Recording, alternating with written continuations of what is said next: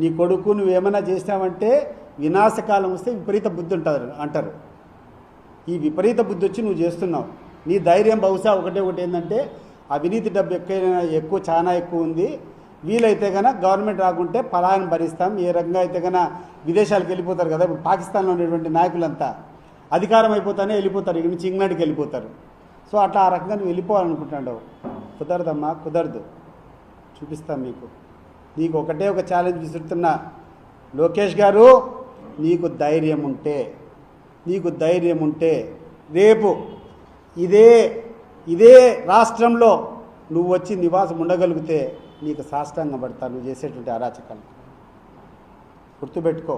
ఇప్పటికైనా మంచి పద్ధతిలో నడుచు. ఏం భయపడిస్తావా? ఎవడు నువ్వు అసలు? ఏ అధికారం ఉంది నువ్వు మమ్మల్ని భయపడించేదానికి? ఏ అధికారం ఉంది మా మీద నువ్వు తప్పుడు కేసులు పెట్టడానికి? నీకు ఏ అధికారం ఉంది? ఎవడిచ్చినా నీకు అధికారం?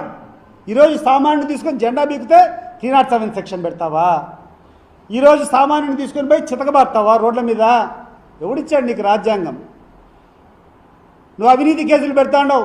నీ పార్టీ వాళ్ళ అవినీతి కేసులు ఒక చిట్టా ఓపెన్ చేయి, జనంలోకి రా, జనంలో ఫీడ్బ్యాక్ తీసుకో, విలేకరులను అడుగు ఎవరెవరు ఎక్కడెక్కడ చేస్తాండ్రు, ఏ జిల్లాలో ఏ రకంగా నాయకులు ఉన్నారు, ఏ నియోజకవర్గాల్లో ఏ రకమైనటువంటి నాయకులు ఉన్నారు. ఒకసారి తీస్తే జైళ్ళు పట్టవు.